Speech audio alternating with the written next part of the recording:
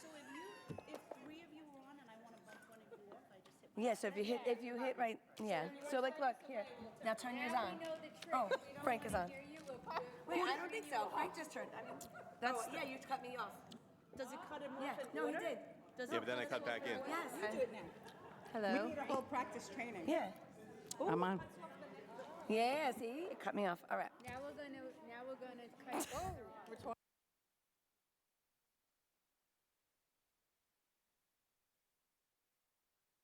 All right, good evening, everyone. I'm going to call this meeting to order at 6:03. Please stand for the Pledge of Allegiance.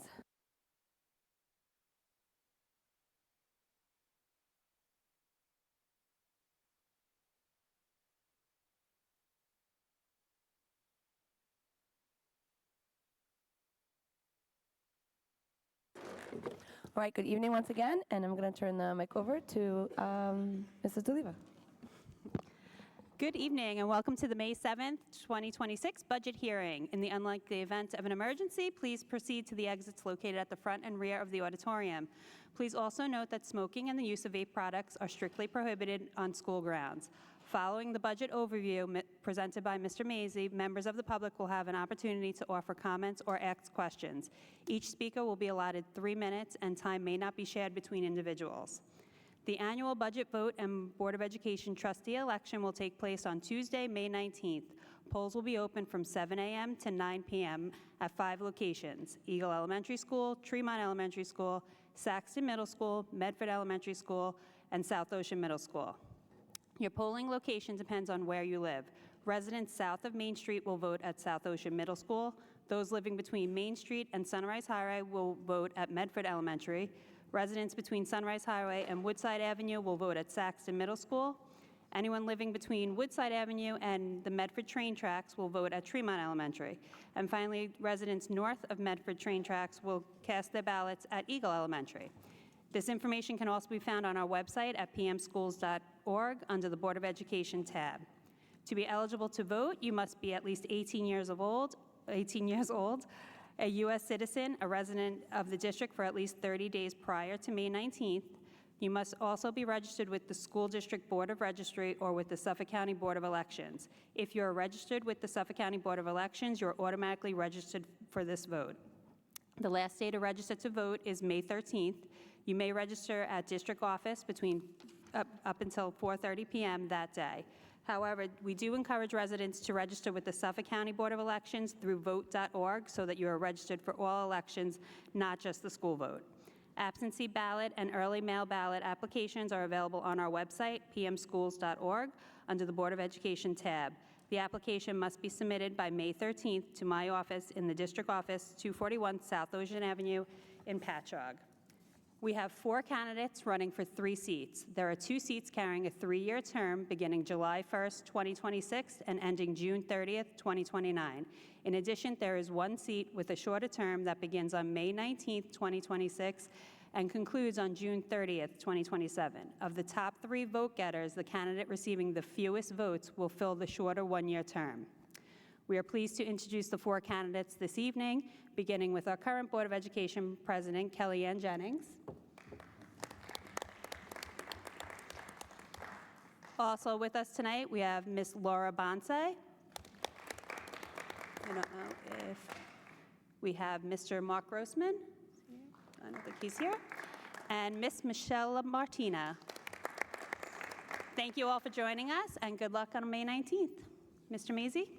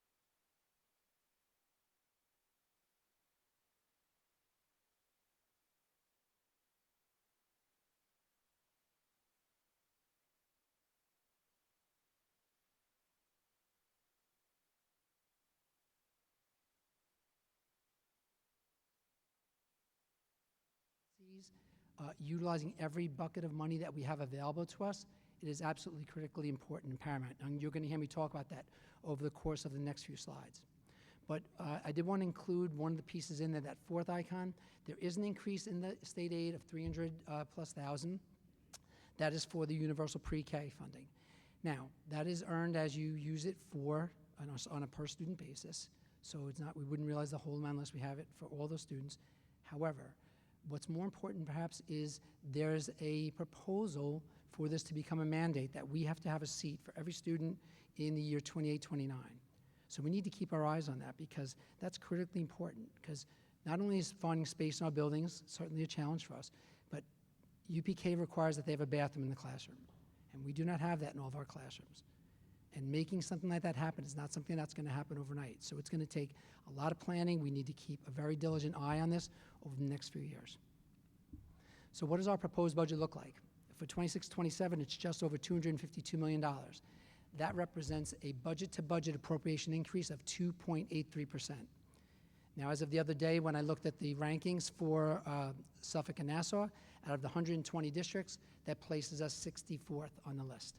So just on the other side of half, but that's a good place for us to be. So when you hear me talk about things like having a fiscally responsible budget, something that's reasonable for the community, that's one of the reasons I think that's true. We're right there in the middle of the pack, not overexerting, not under, making sure we have what we need for our students, but also being respectful of our community's support. Now, a very important caveat in our budget is the 2.5 million interfund to transfer. Interfund transfer to capital. Try that in English. Okay? I'm going to spend the next slide going through that in detail. But what's important about this budget is, once again, we are proposing a budget to the community that does not pierce the tax cap, which means that we are within the allowable levy limit prescribed by the state. I'll share more about that as well. We're not exceeding that, so we need a simple majority in order to pass this budget.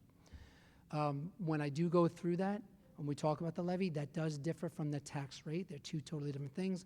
I'll spend a decent amount of time on the tax rate, since that really has resonated with our community in the last few years that I've been doing this presentation. And those rates and those levies are going to differ from one district to the next. So when you open Newsday and you scroll down and you look to see where is Pat Med, everyone's levy is going to be different depending upon the exclusions in that formula. People have different tax growth rate percentages as well, but those things all contribute to every district getting a different number. And that's why you don't see a standard number across the board. So the misconception is when you hear a 2% tax cap, it does not mean your budget is capped at 2%. It does not mean your levy is capped at 2%.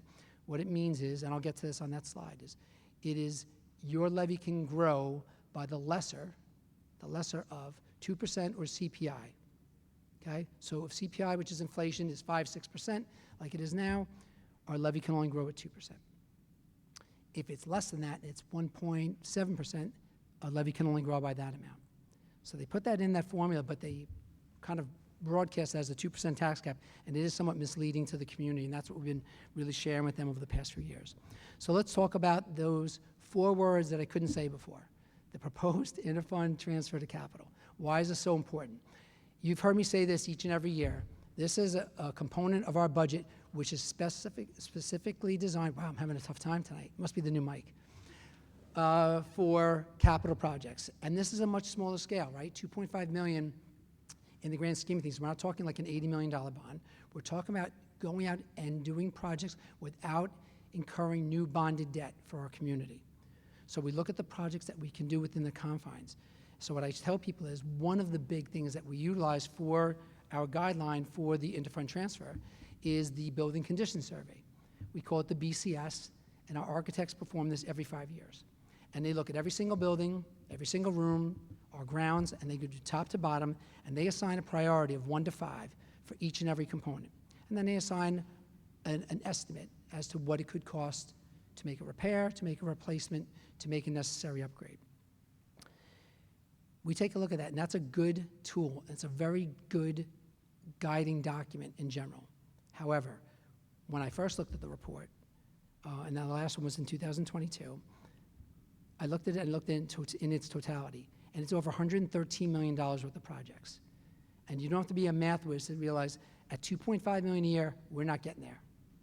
We're not getting there. This is a small component But it's very evident, though, and I share this with people because it's very evident of what our needs are as a district and why we need to be extremely diligent in how we utilize our operating budget, our interfund transfer, our bond monies, and our capital reserve.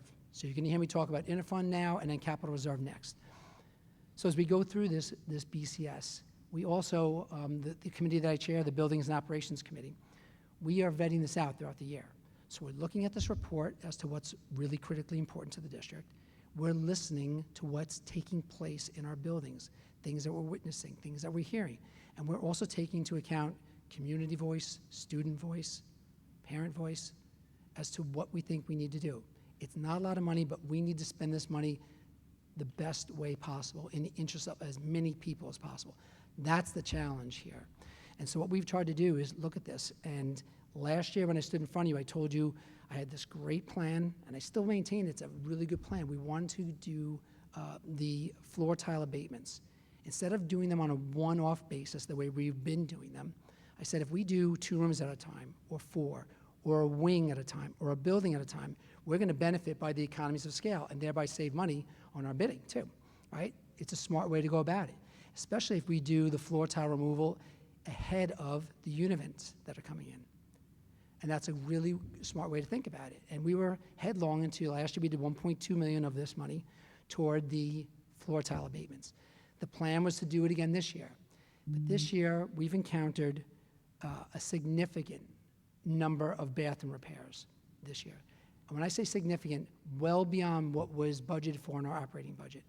When I tell you to the tune of in excess of 6 figures for repairs, unforeseen repairs, some could be indicative of the old age of our bathrooms and the plumbing, but some are done by staff or students. We had issues with flushing wipes down the drains, vapes, paper towels, and this is not just an us thing.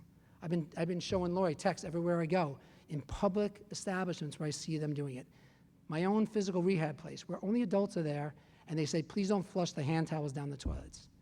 And that's troubling, that adults would actually think to flush a hand towel, a physical towel, a linen towel, down the toilet. It's not just us, but guess what? We've got to address it here. And we've got to figure this out. So the bathroom monies that you see up there, the $1.5 million, is critically needed. It's going to be cosmetic in nature, of course, but also we're going to try to address this to try and see what we can do to minimize this problem for next year. So that's why we have the $1.5 million. Now, the second item that you see on there is the outdoor abatement. This is the soil remediation for Bay. As we went through the whole process for looking at what took place at Bay with that unknown discovery of the asbestos materials, and we saw the significance of the cost to remove the soil off our premises and cart them to Ohio, which is a certified facility, and we realized that 2 stockpiles that were there already cost us almost $600,000. We knew that the monies that we had saved in our capital reserve were in jeopardy of completing that project, and the board is fully aware of this, and this is really for the community's benefit. This board spent an inordinate amount of time with myself, with the superintendent, with the whole team that was involved, my team internally in the district, the construction manager, the architects, to figure out how we were going to salvage and save that Bay project and get this done within the capital monies that we had already saved up in reserve, which was $13.9 million. When we look at this and we have the now added cost of the soil remediation, a lot of concerns came out. This is a solution that if we realize that we need extra monies, we thought it was prevalent to take monies that can be designated just for that purpose and put them towards that. That's why you see $1 million there. But now, these are numbers, like I said, that we're estimating. These are the schools that we're estimating. But if these numbers come in better when we go out to bid, or if our bid on the outdoor abatement comes in less than what we anticipate, we've got a notation on there that we can then go attack other projects at other buildings. The most important thing here is that the community is voting on this in totality, that these funds can be spent simply for capital upgrades. And what we don't want to do is leave money on the table because we didn't share the information with them. So if we do come in less, we can attack other schools like South Ocean or Eagle for their bathrooms. We can do projects within the BCS project, BCS report, like I told you, or we can go back and do that floor tile abatement. All these are certified or eligible sources, but it's smart for us to be able to go out and do that, especially if we're the benefactor of good bidding. So you see high school, Medford, and Barton listed there for our bathroom upgrades. We like to try to touch every building when we talk about interfund transfer in terms of equity. Not always possible, but we're looking to do another 5 buildings now with our capital reserve. So our capital reserve is a different funding source. It's separate and apart from the budget, but critically important. So the capital reserve is based on monies that we've underexpended in previous years that we put in our savings bank, or our piggy bank, if you will, for future use. You have to ask the community to establish a capital reserve. That's vote number 1. And vote number 2, which will be this year, proposition number 2, is to ask the community if they're okay with how we plan to spend those monies. So we tell the community we'd like to spend $5 million of the money that we've saved, and this is our purpose. And that's why you see that separate proposition. Once again, separate and apart from the budget, but critically important. One outcome of one vote does not affect the other, and the use of our capital reserve does not impact taxpayer dollars, meaning the tax rate will not be impacted. These monies are already ours. They've already been previously approved on previous budgets. They're now in our savings, our piggy bank, if you will.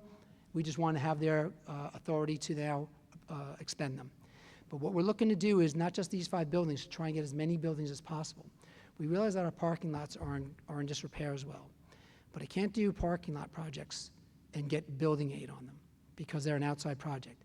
But if I tab them to an inside project such as a bathroom, then we get aided on everything in its entirety. And so that's the logic, is go out there to $5 million worth of projects and get aided on the whole thing. And just as a recap, we get about 73% roughly in aid. So that's a really wonderful way to spend these monies. But once again, you'll see the notation on the bottom, that if the bidding comes back less than expected on any or all of these buildings, we go out to attack as many other buildings as we can. Can I ask a question now, or do you want me to wait until later? You can certainly ask. Okay, so my question is, I kind of did like a quick scan of schools, and you don't have Bay in there with the BCS survey. What is the state of Bay's bathrooms, and why did we leave that off? So it's not the state of Bay's bathrooms as much. When we look to do this, like I said, this is not an exact science. What we're trying to do is take monies that the entire community is voting on and spread them out. We know Bay Is getting their already upgrades? the building addition with the $13.9 million, which was noble of this community when you think about it, right? When we voted on that, the entire community said we're going to allocate $14 million of our monies toward one building. Wonderful. That's tremendous community support in my opinion.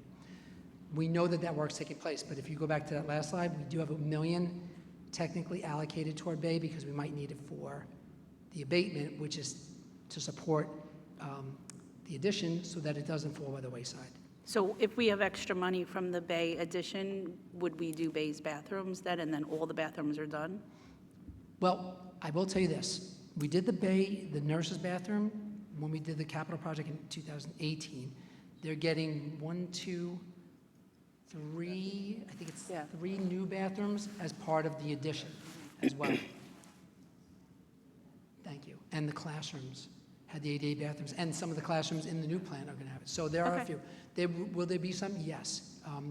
If we came in less, if your question is if we come in less on our capital project bidding, could we do that? I'd have to take a look at the specs to say.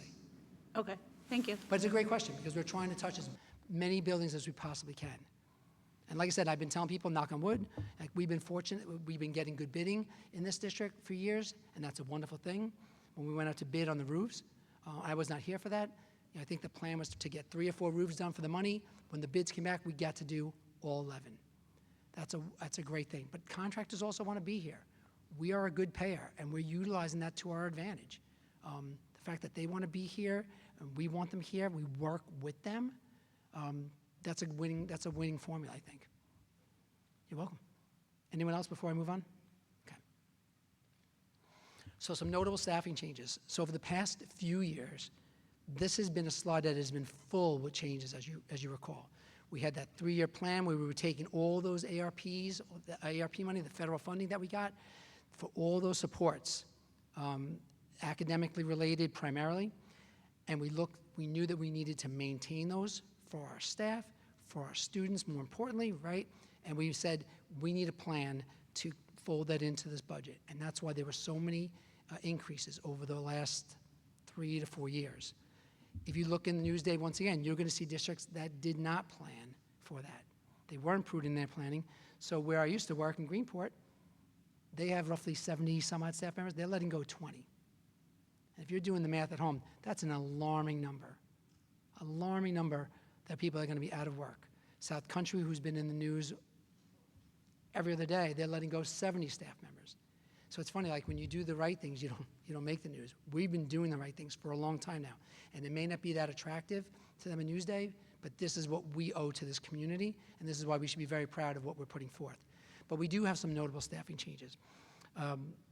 And they're very near and dear to me because I've been watching the numbers grow, and most of those supports that we've been putting in place have been on the instructional side, and rightly so, as I mentioned. But as we've grown our staff, what we haven't grown is some of our supports, our operational supports, in the same way. So for instance, our payroll department has been the same since I got here as an intern. We've had 3 people maintaining the payroll every 2 weeks for an increasing number of staff members, with thousands and thousands and thousands of claim forms coming in. I think it's high time we upgrade the business office by 1 FTE, that's 1 full-time equivalent, to support not just payroll, but also the accounting side, which has grown as well. It corresponds to the number of expenditures that have grown through the more services that we're requiring, the more goods that we're buying to increase staff. So I want to bring in somebody, and we'll do like a 60-40 split or a 70-30 split, but someone to support those needs. The second piece is to add a maintenance mechanic 3. And primarily what I'm thinking here is the way I was thinking with that asbestos floor tile. Let's get ahead of this. We have new unit ventilators coming into our district. Wouldn't it be smart to bring in somebody on the ground floor of that who familiarizes themselves with this brand new equipment, who knows everything about them so that we can troubleshoot them right out of the gate? And then people say, well, they're brand new. Okay, they're going to be warranted, they're going to last. But I want them to know how this works. But here's the other thinking. We still have 8 other buildings that are not getting done this summer. 8 buildings with failing systems that require more and more repairs each and every year. Wouldn't it be smart to bring in somebody who works for us, because we have some very talented people in our maintenance department, and utilize their skills? The same way when we bring back a student from BOCES and we save money here, the more I can do in-house with our staff, and less I have to contract with outside services, the more money we're going to save. And once again, that's how I try to stretch our dollar further. So that's the rationale for the maintenance mechanic ad. And then the reduction of the half of an FTE, we had a sub-caller who's since retired, and thanks to Dr. Cohen, her responsibilities have been absorbed by his office, so there's no need for even replacing, so we're actually going to save in half FTE on that line. Yes? Frank, can you give me a ballpark on what the cost estimate, cost savings is on doing, I mean, I know we've been doing a lot of work in-house with our guys in-house, and they do great work. And I know that there is a cost savings. Can you have you guys worked out a cost estimate as to how much we're saving by hiring a new person versus outsourcing the work? So the simple answer to that is no. On that, to answer it like very honestly, can I do that? Probably. It would really depend. Like a lot of times, what we're doing is a lot of our calls are emergency calls, so that we pay a premium for those as well. But there are some times where say if it's an HVAC thing, and I only have 2 people right now, that they can't run around and do everything, so we need to bring in an outside company. We know the numbers are exorbitant. I've told you that on the plumbing repair alone. I can put together something roughly for you. Yeah.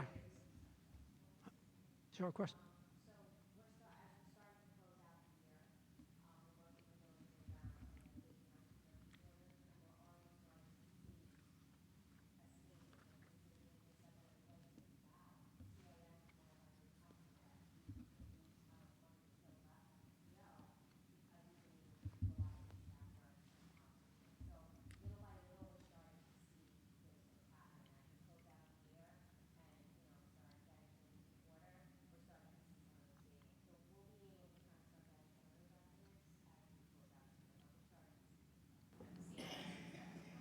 Thank you. I know that our maintenance and our facilities guys have done great jobs, building out the new classrooms and the new kitchens and the new, but it's don't, rather than, they did the work rather than subbing it out to corporations, and I'm so grateful to their work.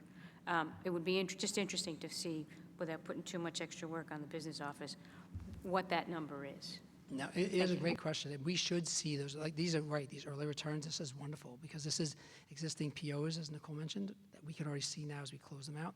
But next year, we should be able to stand here and say, here's some tangible evidence of what we've done, to an extent, right? Okay, so this is a summary of our revenues. So when we talked early about why that state aid was so important, we don't have the final numbers from the state. You take a quick look at the pie chart and say, wow, state aid is 40% of our revenues, right? Our reliance on our community is like most districts, is paramount source of the district, but 40% is state aid. Why those nickels are so very, very important for us to get.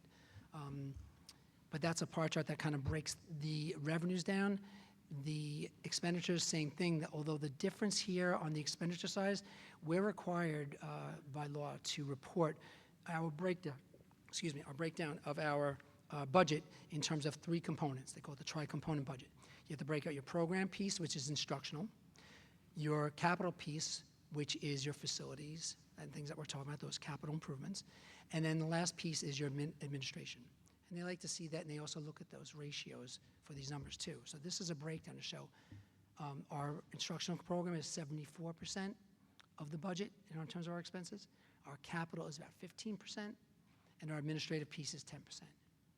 Just once again, it's a nice snapshot for someone who can take a look at this and say, how is it that we're spending our monies in this district? And that's how we break out the information in our budget brochure in accordance with that same law. So here's that property tax cap formula that I mentioned earlier. I'm not going to go through the whole thing, but when you see all the factors that go into deriving your tax levy limit, okay, when you take a look at the one, was it fourth from the bottom, the allowable levy growth factor, that's the one that I mentioned earlier, where I say that's the lesser of 2% or CPI. That's where that 2% comes in. Like I said, it seems to get tabbed to the whole tax cap. That's how people refer to it. However, that's where it is. But like I said, you see all the different exclusions that can be in there. Our tax-based growth factor, the piece, the third from the top, it was 1.0021 this year. It's negligible. It means basically it doesn't even grow by that much. But that's the reality of what we're dealing with. Those are when we talk about the challenges to developing a budget, that's some of them. But once again, and this presentation will be on the website tomorrow for you to peruse, certainly, and see this, because this is a very important piece, as is the property tax rate, which I'm going into next. But this levy that we proposed is within the permissible limit. I'm going to talk about that, and we only need a simple majority to pass. So here it is. The levy to levy increase is just over $4 million. It is a 3.15% increase. What does that mean in terms of tax rate? That's what people want to know. So the levy is one of 2 items that help derive tax rate. You take the tax levy and you divide it by the assessed valuation that is provided by the town of Brookhaven. Here's the caveat. We don't get that assessed valuation from the town of Brookhaven until like August or September. But we're asking the community to vote upon this in May. It's a big challenge, because how do you tell them how the budget can affect their wallet without having that data? So what we're forced to do is provide an estimate. And what the business office has done for years prior to me, and since we've been doing this, we provide a range. Because if the assessed valuation goes down, okay, the property tax rate is going to go up. So what we do is we assume a worst-case scenario that assessed valuation is going to go down. And we start at 0 with no declination, and we go upwards of 1%. And the reason I use a range of 0 to 1 is because in the last 13 years, and I look at the data, okay, only 4 times has it ever exceeded a 1% declination. But if you flip that script, say that means 9 years out of 13, it's been positive. And if it's positive, even by the smallest of numbers, that means we're going to come in below that lowest number that you see. So that lowest number is 3.29. That assumes a 0 declination in your assessed valuation. So if it stays flat, okay, this budget would mean an increase for the average home in Patchogue and Medford communities of 3.29%. 3.29. If assessed valuation goes down by upwards of 1%, it could be 4.34. Now, what does that mean in terms of dollars?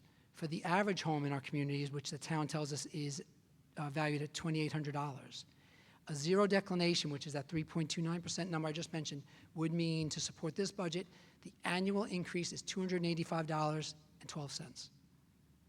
That's for the year. That's less than $1 a day, basically, if you feel in favor of supporting this budget.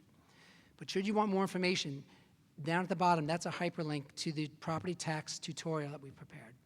And that presentation runs you through all the terminology, where to find assessed valuation, all this information that the town provides, and we ran the numbers from assessed valuation from 1,500 all the way through 11,000. So you can go down, go across, and see exactly what the impact would be for your home, your property, to support this budget. We just can't put them on the slide because they'd be really, really, really small numbers. So here's the property tax rate. There's a lot of data here, but there's that formula I mentioned at the top for your convenience. But if you look to the far right, there's the change in the assessed value. And what I want you to see there is this is not all 13 years, but if you look back 17, 18, there's that 1 year I told you about. There's the one time it went past 1%. You see a couple of other negatives, but look at all the positive numbers. Look at in 22, 23, and 23, 24, when it went up 0.06 and 0.07. It went up such a negligible amount. But even in those years, what that means is the numbers we gave to the community were very real. What they voted on was very accurate. It means we came in under that lowest number that we presented. So in this case, that 3.29, you could come under 3.27, 3.28. That's the reality of it. And we've been very fortunate. But look at those numbers. They tell a story. And that's why I think we send people to the polls armed with really important information that they can vote with confidence. But should a budget not fail, the board has a decision to make. The board can move to what's called a contingent budget, and I'll explain that in a second, or they can take the budget and put the same budget up for a revote. They can make a motion to change the budget. It can change it up or down. And yes, I did say it can go up. Even on a failed budget, you can increase it. That has happened. That happened in Garden City about 15 years ago. They voted the budget down because they wanted more spending for their children. That's them. That's not us. We have to be reflective of what our community wants and what our community can support. Now, if we decide to move to a contingent budget, and the board does have that decision, you automatically have to go to that if you go to a revote and it fails twice. But if the board should decide to go to, what does a contingent budget mean? Well, what it means is it's a zero levy increase. It means the same levy that we're working with this year is what you levy the following year. But it also means that there are certain things that we have to do. The first is it eliminates all equipment purchases for the budget. So it's any items that cost over $1,500 or more, those are automatically out of the budget. The next thing it does is it removes that interfund transfer to capital. That $2.5 million, that's the next thing that comes out. It also eliminates the new positions that we talked about, the new account clerk and the new maintenance mechanic. And it would also require us to reduce 5 existing administrators and 4 clerical staff, 2 full-time and 2 part-time. And of course, their benefits. And then last, it would require us to reduce certain supplies, travel expenses, conference expenses, things like that, because we need to now subscribe to that. We need the budget to be reduced by $4.2 million. That's just the effect of what a contingent budget could be. Now, financial plan projections. What we do when we talk about the budget development process, and you've heard me say this throughout the whole course of our meetings and workshops that we have, there's a lot of behind-the-scenes work. This is not done in a silo, certainly not by myself, certainly not just by my team, but this is a top-to-bottom effort in this district. And I say it every year because I've never seen really a district so collaborative in nature. When the board's involved in the decision-making process, when the superintendent is involved, when the cabinet is having weekly discussions about it, when our administrative council is having monthly meetings to discuss this, when we're getting input not only from inside people but from outside people and have them reflected in this budget. That's what's really important. But one of the reports that we do, and it probably doesn't get enough attention, is the 5-year financial plan. This is a forecasting tool, and I'm going to show it to you in the next slide. And it's not the numbers on the slide that matter. It's how we utilize this on top of everything else that we're doing. We're looking for trends. We're looking at data. We're looking at history to tell us a story, to say, are we seeing increases in a certain area that we need to be mindful of in future years. So the same way I talked about that mandate for the UPK, and that's now on our radar, we're looking for other things. All right, so now plumbing, I told you, is a big thing. You don't think I'm going to be watching that now the next few years? Absolutely, we're watching that. To Trustee Smith's point, is the new maintenance mechanic, are they having an impact or not? These are the kinds of things. So it helps us to prepare future budgets. It helps us to be able to talk to you about what we think the challenges are for a given year. When we have it at the onset of our meetings, it talks about potential impacts, because budgeting is, a lot of it is forecasting. And you need to make educated guesses, I don't say guesses, assumptions in certain things, but look at the data. There's just a lot of data. We're looking at previous years to try to forecast out for future years. And the numbers will kind of point us in the direction of that. Now, I apologize, I know it's small for everyone. This is on the website separately, so you can enlarge it and kind of dive into the numbers if you so see. But like I said, a lot of thought goes into the decisions that we're making before we bring them forth to the community for consideration. Which leads us to our fund balance projections.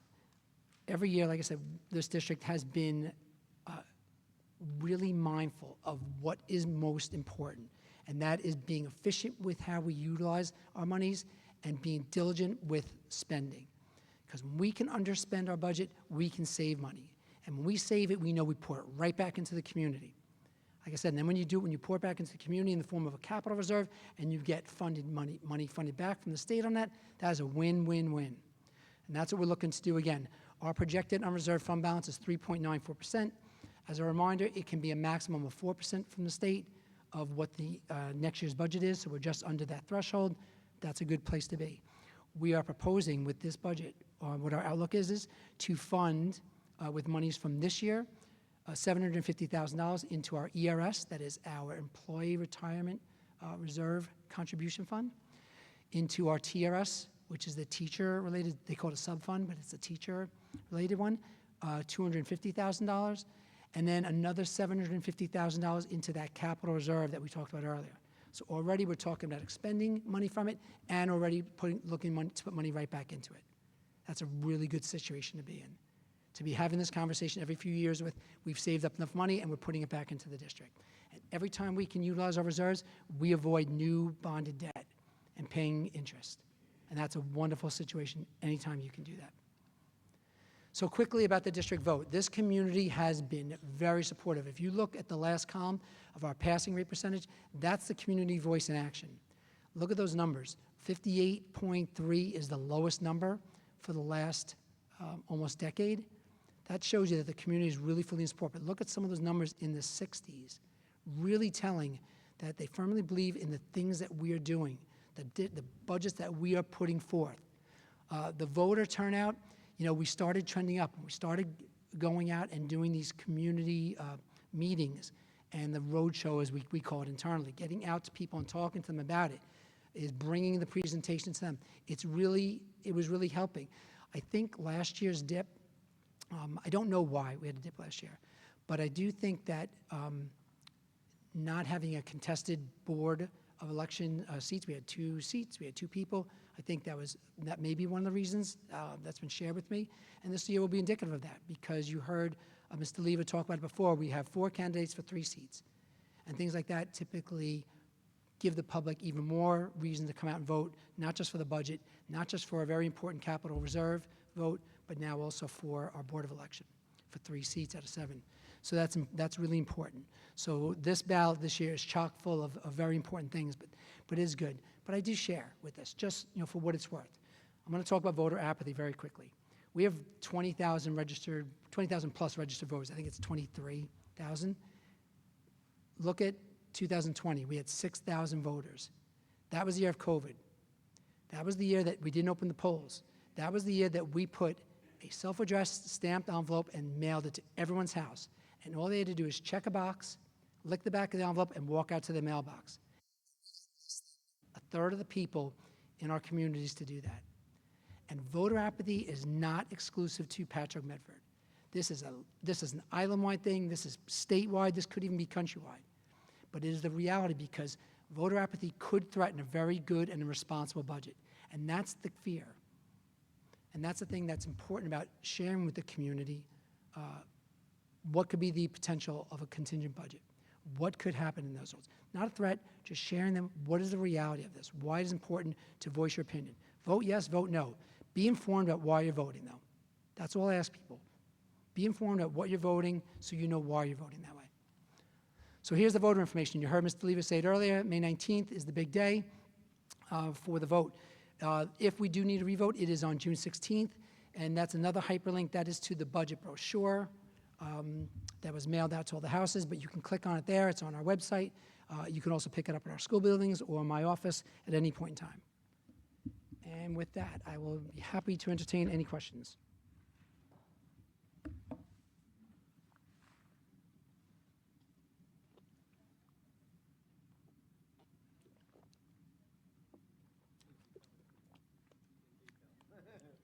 That cover everything? I think we asked all our questions when you went over the last couple of meetings, That's fine. No, line that's by absolutely line. fine. Very good. Well, thank you very much. I really appreciate everyone's time, attendance. Thank you for being here. Thank you for being involved. Really, it's very important.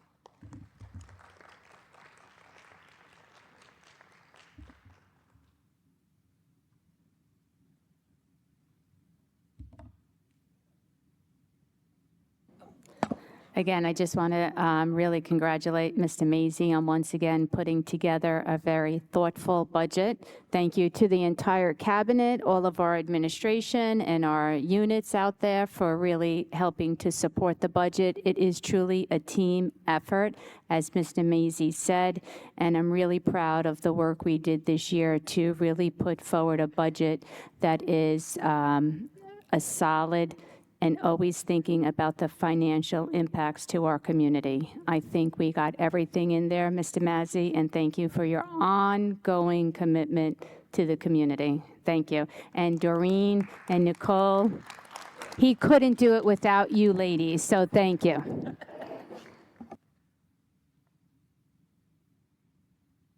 All right, so can I have a motion to adjourn the meeting? Motion. I'll second. All in favor? Hi. Aye. I know. Meeting adjourned at 6:45.